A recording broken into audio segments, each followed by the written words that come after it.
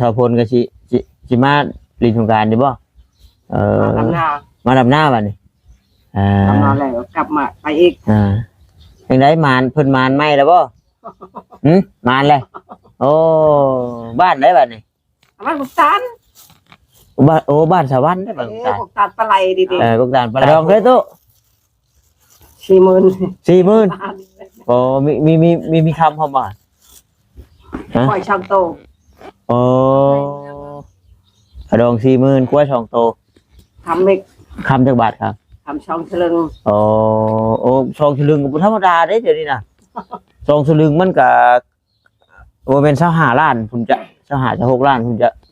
ได้เป็นบ้านโอ้ยเนาะดีขี่รถกายเข้ามาบัดเห็นเพิ่น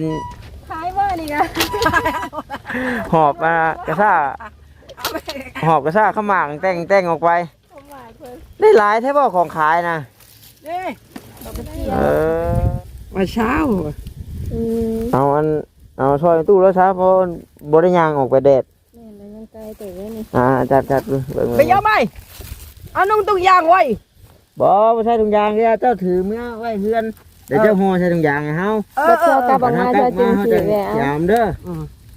พวกไว้โอเคโหเพิ่นกลางทาง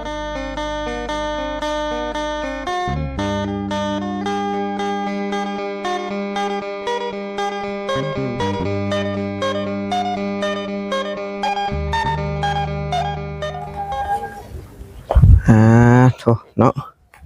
บ่ได้แวะเข้ามาแต่โดนพี่น้องเอ้ยมาวันนี้รถแปลนจึงปึ้งจ้างปางอยู่เนาะเป็นจังได๋เบิดหลายของปลูกของพัง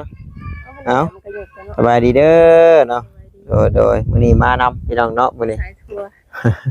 มาตากแดดนำพอหน้าเละหน้าดำเขาอีกจังหน่อยพอนักรถตื่มกันอีกเอาพี่น้องเอ้ยจังได๋ก็ขอกราบทักทายสบายดีกับพ่อแม่พี่น้อง FC กันเบิดสุขคนเด้อพี่น้องเด้อบ่อยู่ทางฝั่งลาวฝั่งไทยหรือว่าทางต่างประเทศนำเนาะยินดีต้อนรับเข้าสู่ช่องของบ่ตาบ้านเฮาคือเก่าพี่น้องเอ้ยที่แรกก็ว่าสิเข้ามาหาน้องตุลเพิ่นพี่น้องเนาะก็พอดีว่าทางน้องตุลเราบ่อยู่พี่น้องบ่แก้วยังพาไปจังได๋ไปบุญบ่ถามชาวบ้านเพิ่นคือว่าบ่แก้วพาไปบุญว่าซั่นเอาพุ่นละพี่น้องเนาะฟังเบิ่งช่วงแรงๆเดี๋ยวสิกลับเข้ามาเบิ่งใหม่พี่น้องเอ้ยว่าสิเข้ามานำเบาลีเพราะว่านี่ก็มันค่ำพี่น้องเนาะขี่รถจักรก็เลยบ่อยากกลับค่ำแฮงปานใดงัวก็หลายแบะก็หลายม้าก็หลายพี่น้องเนาะค่อยขับแรงๆมาหลายบ้านเฮาระมัดระวังหลายสิ่งหลายแนวรถจักรล่มคือรถใหญ่ล่มเด้พี่น้องเนาะยันค้าโอ้ยวันนี้นะรถจักรล่มคือรถจักรนี่ค่อยก็ชมค่อยแฮงชมแฮงแล้วเด้นี่แหละจังว่าเนาะระมัดระวังรถใหญ่รถจักรคือกันแต่รถใหญ่ก็เสียหายไปเนาะเดี๋ยวจีซื้อดอกกระเจียวน้ำเพิ่นนี่แหละพี่น้องเอ้ยพอดีว่ากำลังเข้ามาได้เห็นเพิ่นย่างออกไปขายดอกกระเจียวกับหลานเพิ่นตากแดดเมียงๆมาตากแดดเมียงย่างไปลัดไปซื้อดอกกระเจียวเอาไปขายเพิ่นว่าเพิ่นมาว่าเอาซอยก่อนร้านไปเบิดแล้วหลานไปลินใช่เบิดเลยเอาสวัสดีตู้ใส่ถุงเลยบัดนี้โอ้ยฉันเลยหาให้แต่หมูจะมาให้มันยังให้ไปตู้ก็ได้เรื่องสิเนียมให้มึงบนระเบิดจะดอกอย่าติ้งแห้งเด้อเจ้าไปใช้แต่ละมือคือบ่ค่อยเห็นเฮามาอยู่มือนั้นก็มาบ่เห็นเจ้าไปนี่เห็นบ่มือวานชื่อนี่เฮาก็เข้ามาอยู่คือบ่เห็นเจ้าอยู่เพื่อนเจ้าไปหน้าบ่เจ้าอยู่เพื่อนบ่ไม่เคยนอนบ่จังแล้วตายเข้ามาอยู่นำบ่เห็นฉันก็ไปลิ้นจังนั้นแหละฉันเนาะไปใช้ดอกมันแดดบ่ได้ไปทางใดเช่นว่าสงกรานต์เลยไปหากินน้ำไปตู้สงกรานต์ไปแล้วอยู่ยังไปอยากหลานเป็นไปบัดปีกายนี่คือเห็นพ่อนแย่ๆอยู่ปีกายนี่อันนี้ก็จะว่าไปพานน่ะบุญแล้วบ่ว่าเพิ่นเฮ็ดบุญนั่นก็บนบันได้เด้อหั่นบนพรโอ้อันทางมานะบนพรดอกชัยบนพระเวทมื้อนี้นะอ๋อยังแล้วตัวนี้ดอกชัยอีกแล้วเห็นมีงานบุญเห็นอยู่อันทางโค้งหั่นล่ะว่ะ ทำยางลัดตรงนี้มันมอบ่นี่ มันก็มอให้น่ะนี่ เออ มันอยากลามเลยท่านจะไป ว้าบ่ได้ ไปก็มีเยอะเราเหิน บัดเฮาขี่รถบ่ไกลๆนึงเนาะโค้งปุ๊บ ไปแล้ว ไปดู แต่พอจังหวะเบาแก้วแล้วพาน้องตุนเพิ่นไปพอดนี่บ่จัก ความรวยมันก็เฮ็ดนั่นแหละบาดเด้อ เพิ่นให้เด็กน้อยพอดบ่โอ้น้องน้อยน่ะเฮียนพอด มันยิงเขย่าคนได้มันยิงพอนคนเฒ่าคนพอน อ๋อ ชิดเขาแน่ เจ้าว่าแม่นบ่จักเอ้าน้องตุนเรายังเข้าเฮียนอยู่เด้ย่านแล้วอย่าแม่นเนี่ย บนนกไผ่ เออ ท่านจะไปทั้งหมดทั้งอยากลามเนี่ยว่าจะไป อยากลาดเนาะ ตะกี้มันแล้วมันบ่มีเล็กหน่อยไป ชาวพลก็สิมาลินสงกรานต์ดิบ่ลำนา มาดำหน้าบัดนี้ลำนาแล้วกลับมาไปอีก จังได๋มานเพิ่นมานใหม่แล้วบ่มานเลยโอ้บ้านไหนบัดนี้ บ้านกุกตาน บ้านสวรรค์ได้บ้านกุกตาล กุกตานปลาไหลดี กุกตาลปลายพ่นง่อยแล้วว่ะ คนง่อยกันนี้วัดนี้แล้วก็กุกตานตัว แม่นบ้านสวรรค์นี่แหละบ้านสวรรค์โอ้มานแล้วเนาะกระดองเท่าตู้ 40,000โอ้มีคำพร้อมบ่ ปล่อยช่างโต โอ้กระดอง40,000กล้วย2โต ทำเล็ก คำจักบาทครับ ทำช่องฉลึง โอ้2สลึงก็บ่ธรรมดาเด้เดี๋ยวนี้น่ะ2สลึงมันก็บ่แม่น25ล้านพุ่นจะ25จะ6ล้านพุ่นจะ จะได้เป็นบาทคนมาให้ โอ้บาทหนึ่งมัน50กว่าล้าน รวมช่างโตอีก แต่จอยบ่ได้ไปพอดบ่หน่วยบุญเพิ่นโตไปพอดเลยท่านบ่ไหวเลยลงไปน้องตุนเพิ่นบ่อยู่เพิ่นไปบุญเพิ่นไปบุญเนาะสบายดีเด้อเนาะเพิ่นไปพอดบ่น้องตุนเนาะพอเป็นนักเรียนเนาะเรียนละถ้าเบิ่งถ้าเบิ่งในบ่แก้วเพิ่น เห็นเพิ่นเนี่ย นี่นะซับเอาหนทางนี่คือนี่ถ้าจอย ใคร ไอ้ชิมอยอยู่คือบ่เห็นมาเหินกัดประตูรบปุกกี้เนื้อรากเลยอยากเก็บคออะไรเนี่ยเอาอะไรเนี่ย เจ้าบ่ใครน่ะโอ้ดูตากแต่เด็ดเนาะ แต่ที่ใครสงการบ่ได้ฮดน้ำน้ำโมแล้วนี่เนาะเคยได้ฮดน้ำโมดอก ว้ายเข้าห้องน้ำก็ใส่แล้วแหละลินกับลูก2คนว่าโอ้ใกล้สิฮอดสงกรานต์เจ้าเข้ามาเลยเฮ็ดได้สิมีเงินพอได้ซื้อจักป่องจักใดน้ำโมนี่จังซี่ได้คันใกล้ชอดสงการป่วยก่อนแต่ละปี สาธุอย่าชอนหูมั้ยยังบ่อยากได้ยินเลย ที่ใกล้ลูกสาวนี่ก็เขาที่ใกล้นี่ป่วยเทพื้น เทพื้น ปีนี้บ่มีเทพื้นบ่มีปูน เนาะอันนี้แหละแต่ว่าไวอีหลีปีหนึงบ่ได้โดนบันไดไวอีหลีเนาะ ว่าจะเฒ่าอีกแล้ว มาสิได้เฮ็ดหน้าอีกก็ได้นี่ล่ะ เฒ่าคือกันแล้วเนี่ย แม่ตู้จักปีเจ้าจักปีเจ้า ใคร เจ้าฮะ ไม่จับ ว่าปีใหม่ลาวเลยได้บัดนี้สงกรานต์เลย ไม่จับ นับปีใหม่ได้ ไม่จับปี จั กปีได้ มันก็นับใหม่ น้องมินนี่เพิ่นก็2ปีได้บัดนี้พี่น้องเนาะ2ปี วันที่30แม่เต็ม2 ปีมัน วันที่30นี่พี่น้องเอ้ยเนาะโอ้ย ไปขอเค้กบ่เนาะปีนี้ เป่าเค้กเป็นบ่เนาะ เพื่อนได้ทั้งแม่กันนี่เด้ครบบ่นี่กะ อันนี้29อันนั้น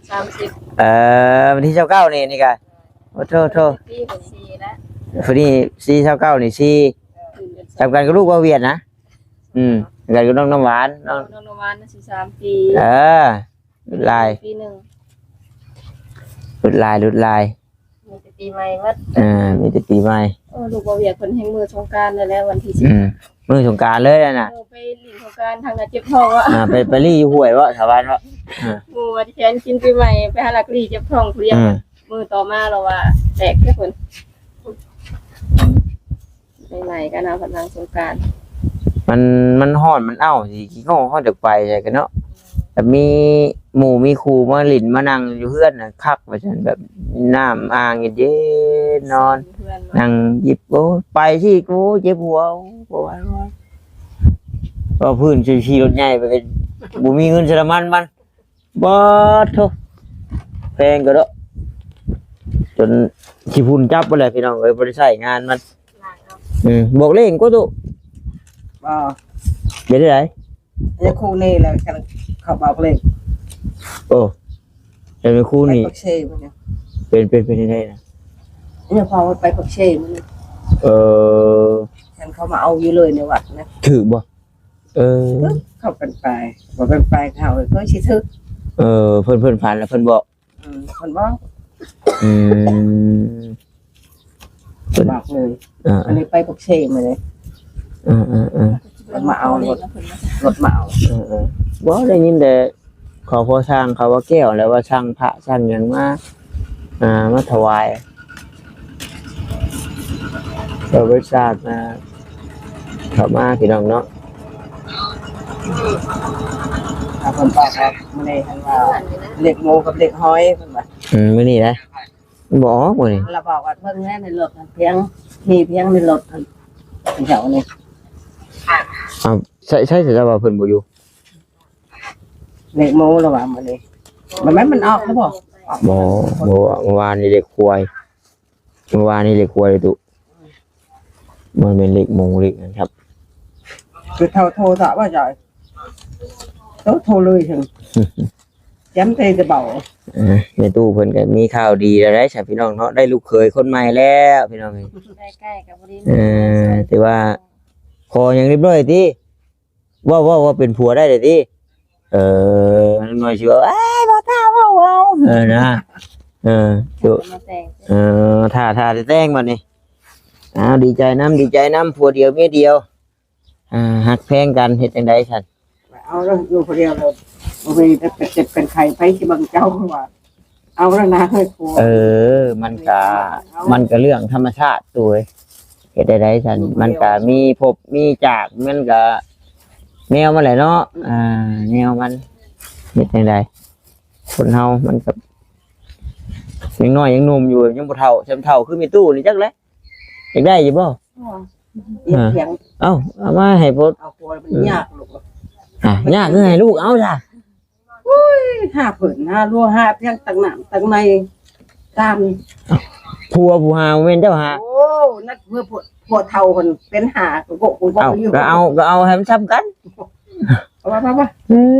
เว้นขาดเปล่าเอาได้เลยบ่นะเฮ็ดเพียงก็บ่ จำเอาก็มานอน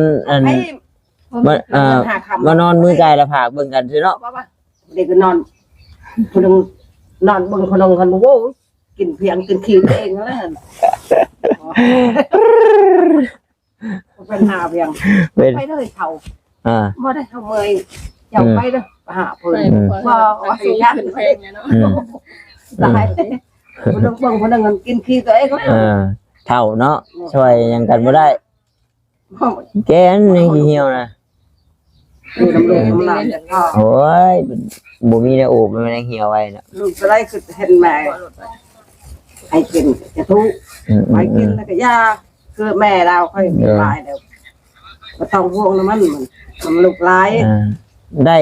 4 คนคนแม่ ได้แล้วบ่มืออันแต่งมือยังน่ะได้แล้วบ่หรือว่าสิขึ้นแต่งเดือน4นี่บ่เดือนนี้บ่ เพียง ชาวพลเพิ่นน่ะ ได้แล้ว มื้อใด มันไม่อยู่ตามเพิ่น บ่สิแต่งมื้อใดวะ จะชี้แต่ง อันเดือนนี้ได้เดือน4เนาะอะไรไปไว้ได้จ้ะเรายังบ่มียัง บ่มีแล้วแหละผัวผู้เป็นคนแต่งเนาะผัวผู้เป็นคนนี้ ชนอนก็ยังบ่มี เขาเจ้าก็เว้ากันแหละเขาเจ้าจังพร้อมเนาะ เจ้าอายดิ เป็นสิแต่งอยู่บ้านพวกการพลงอยพูด มาแต่งสิ เพราะว่าญาติเมื่อน้ำผัวบ่จักจังได้ควายเฮา2ตัวฮะ มันยังเมื่อก็เมื่อเลย บ่อันถ้าว่าคืออัน บ้านนะ ถ้าว่าเมียเมื่อพูดแม่นได้มีควายมันบ่ตุแสดงชาวพลเมื่อพูด เอาแต่งคือเดียวมันลูกเอ้ยหมู่ช่องโตกันแล้ว แต่งเมื่อแต่งชูนะ แต่งชู แต่งเมื่อคือแม่ดาวเขาก็แต่งชูแต่งเมื่อ ก็แล้วก็อยากมาทางใดก็มาเนาะอยากมาทางพี่ก็มาอยากเมื่อทางพุ่นก็เมื่อเป็นเพียง อืมคือแม่ดาวเขา มันถือกับมือได้แหละ ไป เอ้ามือแต่งสาวพลนะ แล้วยังมาหอดมือ ยังบ่ฮอดมือฮู้แต่ว่าเดือน เดือนชี้พุ่น ฮู้แต่ว่าเดือน4พี่น้องเนาะอะดอง 40,000 บาทคำ2สลึงควาย2โตหมูก็มีบ่ตุ มองช่องโต หมู2โตโอ้ฮีดจังเพิ่นโอ้40,000นี่ก็ถ้าเป็นเงินกีบนี่เบิ่งพี่น้องเนาะ40,000ปึ๊บมาคูณ4โอ้20กว่าล้าน27ล้าน27ล้านกับ200,000แต่ว่ารายเลทคือบ่ตาไล่ได้พี่น้องเนาะ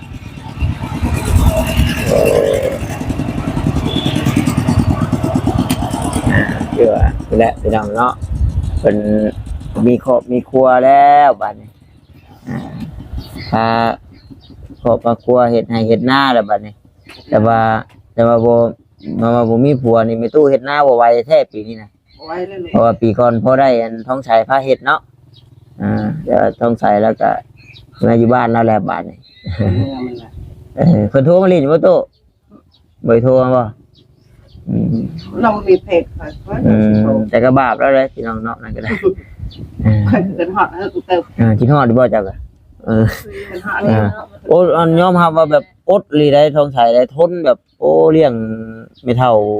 โอ้สุดยอดแต่ผลเพิ่นก็มีใหม่ก็ดีใจนำ ไม่ได้นอนเทือนใน ไผ พ่อคอยใหม่ไม่ได้นอนเทือนเลย เอ้า ไปนอนอยู่ป่าพุ่น ไผ มันช้ำนี่แหละคอยไปนำมันพยายามมันตายเลย เล่นมันมา มีใช้ถึงตายหรือเปล่า โอเคไปก่อนบ่ผู้ใดก็บ่พอแล้ว ป่าเอาก็เรียกว่าจะตายเลยป่ะใช่อุ้ยไปตายก็เห็นมา แล้วน้องทองใสเพิ่นน่ะมักไปหากินมักนอนให้นอนนา มีเพียงก็เอามาให้มีปูมีปลากับปิ้งเอามาให้บ่แม่นเราอันนั้นเนาะได้กินลูกพอกินเลยจนเลือกกินก็ว่าจนเปิดก็จะกินอันนั้นเอาเด้อฉันใส่หาเด้อจะกินยังกินกับปูก็เอาเด้อว่าสูงคุยอย่างนั้นไม่มันแก้ว โอ้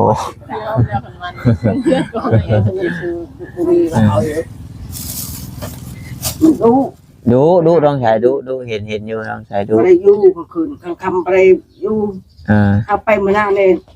เย็ดลูก เห็นนั่นในเพียงบ่เฮ็ดจะมันไปใช่บ่จักเอิ้นหา คือ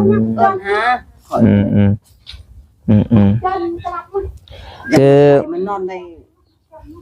หลงนอนป่าเอาหาcụมาแต่งบนอยู่ไปเหยียบหัวมันว่าบ่เป็นหยังจะเหยียบบ่ โบจะคือความคิดเนาะกับโบติหรอก มันนอนเฮือนลูกเอ้ย โบติโบติแล้วเพราะว่า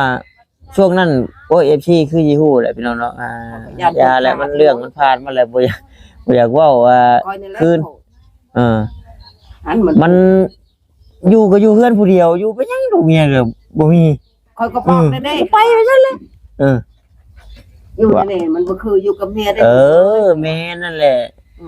เข้าใจอยู่ก็ไปว่าซั่นแหละมันจะเบยใจไป ได้กินอยู่เอากินกับเจ้าข้าเอง ได้มาหรือมาส่งไม่เท่าปิ้งมาให้ข้างแน่จำนั่นแหละแล้วก็ไปอยู่ให้อยู่หน้าพุ่น เอิ้นหาแล้ว ยังว่าอยู่ ออกหน้าแล้วเอิ้นหาเลยคนเด้อเขาบัวแล้วเขา โดนหาเมียเนาะ เรียนพอเขาไปเอิ้นเขาอีพ้นว่ะเดี๋ยวเลาะในหน้าคนเอ้ย ดีได้ช่วงนั้นน่ะเป็นแต่กระบาบน้องแล้วเลยช่วงนั้นแต่กระบาบเลยแต่กระบาบอยู่ โอ้ดี ว่าจังได๋จะลูกเขยคนใหม่เฒ่าบ่อายุหลายแล้วบ่ลูกเขยคนใหม่นี่เจ้าเห็นนะบ่เจ้าเห็นหน้าอยู่บ่ หัวเดี๋ยวนี้เห็น ปัจจุบันทำกันบ่ยังน้อยยังนมคือกันอยู่ เมียยังมือบ้านเมียกลับบ้านเนี่ยบ่ให้มือยันเจ้าปะ มาพร้อมกัน ยันเจ้าปะเพิ่นว่าเขาเมื่อนอนช่องคืนนี่จัง ทำมาพร้อมกัน โอ้ธรรมดาเด้ชาวโหนเพิ่นนี่เนาะเป็นเพียง อืม โทรไปหาแม่มัน แม่เอ้ยอีพนเมื่อบ้านวะจะปะคอย โอ้ยแม่มันว่าปะได้บ่หอกหอแล้ว เว้าหยอกกันนั่นแหละ เป็นเพียงกับเจ้านายได้กินหมูกินเพียงแล้ว มันจนไหวจนคอแล้วจนได้มือจนได้เดือนแต่งเลยบ่ยากดอกเฮ้ยเขาสิปะได้ ได้เดือนแต่งแล้วเดือน4ก็เดือนนี้แหละนี่เดือนนี้แหละเดือน เอา 4ปี ทุกคนบ้านนี่ ได้เอาเงินให้ไปตู้แล้วเด้ ทุกคนบ้านทางแม่เด็กไปที่ปะได้ แล้วก็หาชื่อกันแหละมันขอโทษขออภัยน้ำลายๆบ่ได้ชื่อซอยแล้วมันมีแล้วพี่น้องเนาะน้ำเพื่อนก็ยังบ่เบิดก่อนนี่ แล้วก็เช้าบ่แม่ตู้ มาขายเลยคนมาขายไอ้ไม้บานนี่ บ่ได้ย่างไปไกล บ่ได้ชื่อขนมเนาะตู้เนาะพระเจ้าไปหา2คนพี่น้องเขาบ่ออกลายก่อน ออกลายก่อน ออกมาสิ กับเมียเจ้าอยู่กลางโขกคนไหนจะหาเด้อ โอ้ยเนาะ เบียร์พาดอกกระเจียวปลาให้อันเมียอยู่ป่าพอไปหาเอาติ พอดีได้ให้เลยพอดีได้ให้เลยว่ะจากทางมา ลองไปนำ ให้ว่าอย่างนั้นแหละก็มาอยู่พี่น้องเนาะมา2เทื่อ3เทื่อได้ทางนี้กันเนาะเฮาก็มึงบ่เห็นเจ้าคือกัน ข่อยนอนฉันก็ข่อยนอนทั้งเฮือนฉันเขาไปลิ้นเขาบ่ได้อยู่เป็นบ้าน ไปตามภาษาคนเฒ่าเนาะ ไปเรื่อยๆไปโคกไปดกไปปลาตัวปลา กินสิ ระวังเด้อระวังช็อกเด้อช็อกกลางป่ามีไปเห็นได้คนเฒ่า ความดันขึ้นเลยติ แม่นฮ้อนแฮงโอ้ยพูดโดยเท่าเกลือนะไปตาพี่น้องเอ้ยเนาะนาทีเวลายาวแล้วเราจะได้ออกไปบ้านไปทางขึ้นไปอาจจะพอดพูดละ ออกนี่ พูดละขึ้นไปพูดละเราแต่ละมือก็ไปอยู่กันนะตัวเอ้ย เลาะๆซอเขา ไปพุ่นไปพี่นี่ก็พูดละช่วงแรงเลยสิเกี่ยวเข้ามาเนาะเบิ่งก่อน ไปตัวปลาแล้วเลาะหาหน่อไม้ เลย พอได้แกง สู้ไปแล้วน้อยก็มีลูกเคยมาเฮ็ดมาหาสู่กินดอก ไม่ใช่ก็ตาเห็นหน้าหึงแล้ว นั่นน่ะตู้ ไม่ใช่ เบิ่งเฮาขอไม้ก่อนเอาสบายดีเนาะโดยพี่น้องก็โดนแม่นคนไม่สู้แล้วเว้านี่แหละบ่ได้แวะมานะมาอยู่แต่ว่าบ่ได้แวะเราสิพี่น้องเนาะเดี๋ยวเนาะแต่เก่าก็มานี่แหละเซลพี่น้องเนาะมีหยังก็ได้ใครเนี่ยชอมแชมอย่างไม่เนาะเรือนหลังนี่ก็ได้มีแพทย์มีพาใช่ไหมฉันโอ้แหงเชตุผูกอยู่แหละเรือนหลังนี่ก็ได้โอเคจ้ะพี่น้องขอบใจหลายๆพี่น้องเนาะสวัสดีพี่น้องเลยบ๊ายบาย